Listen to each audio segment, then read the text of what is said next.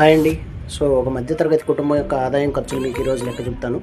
So ఏవైతే government స్కీమ్లు వస్తున్నాయి, వాటికి ఎలిజిబిలిటీ కాదు, అవును.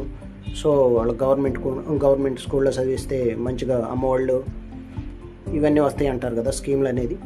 సో అవి ఎన్ని వచ్చినా కానీ ఈరోజు ఖర్చులు అనేది తెలియాలి కదండి.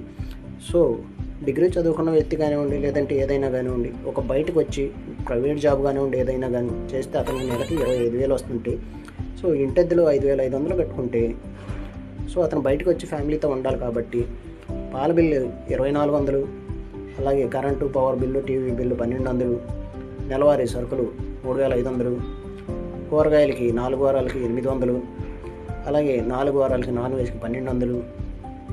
సో పిల్లల స్నాక్స్ కొరకు వారానికి 400 చొప్పున 1,600. అలాగే మనం డోక్రాలు తీసుకుంటాం కదండి, అది ఎక్కడైనా కానీ కంపల్సరీగా ఉండదు, 6,000. మొత్తం చూసుకుంటే 22,200. సో మనకు వచ్చేది 25,000 అండి. పోతే ఎంత ఉండిద్దండి? 2,800 ఉంటుంది. 12 నెలలు వేసుకున్నా కానీ 33,600 మనం సేవింగ్ చేసుకుంటున్నట్టండి. దానికి గవర్నమెంట్ ఒక స్కీమ్ ఇస్తుందండి, మనకు ఒకే ఒక్క స్కీమ్ ఇస్తుంది, అమ్మఒడి. సో దానికి 13,000 కదండి వస్తుంది.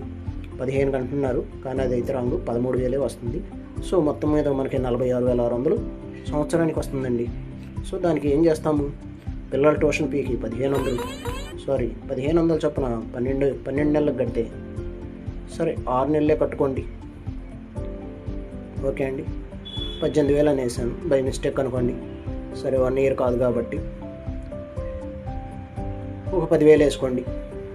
సో ఇక్కడ మనకి బుక్స్ ఫీ కింద 14,500, అలాగే ఇద్దరు పిల్లలకి 42,000.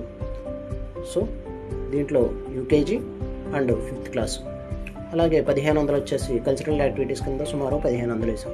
సో ఇక్కడ మనం 8,000 తగ్గించాం కాబట్టి అప్రాక్సిమేట్గా మనకి 68,000 అనుకోండి, సారీ 66,000 అయిద్దండి, ఓకేనా. 66,000కి గాను 46,600 తీసేస్తున్నాం. దాదాపు ఇక్కడ మనకి 21,400 అప్పు పడుతున్నాం.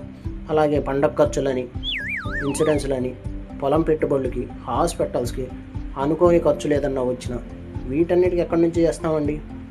సో అప్పు చేయాల్సిందేగా. సో ఒక మిడిల్ క్లాస్లో మధ్యతరగతి పర్సన్ గవర్నమెంట్ స్కూల్ లేని పక్షంలో ఏం చేస్తాడు? పిల్లల్ని మంచిగా చదివించాలనేసి ప్రైవేట్ స్కూల్లో చేర్పిస్తాడు. సో ఇదే గవర్నమెంట్ స్కూల్లో 8,000 ఇచ్చి 9,000 ఇచ్చి ఒక ప్రైవేట్ పర్సన్స్ని ఎందుకు బెటరు? ఇప్పుడు ప్రైవేట్ స్కూల్లో అలాగే చేస్తున్నారు కదా. అదేదో ప్రైవేట్ స్కూల్లో కాకుండా గవర్నమెంట్ స్కూల్లో కూడా పెడితే లక్షల జీతాలు ఇస్తున్నారు. మరి వాళ్ళ పిల్లల్ని ఎందుకు చదివిస్తున్నారు ప్రైవేట్ స్కూల్లో? గవర్నమెంట్ వాటిల్లో గవర్నమెంట్ టీచర్స్ ఎందుకు చదివించలేదు? సో నేను అడిగేదంటూ ఇంతవరకు నిజం ఉంది లేదనేది మీరు కామెంట్లో చెప్పండి, ఓకే అండి. థ్యాంక్ యూ సో మచ్ అండి. ఇది మన మిడిల్ క్లాస్ తరగతి వాళ్ళ భవిష్యత్తు.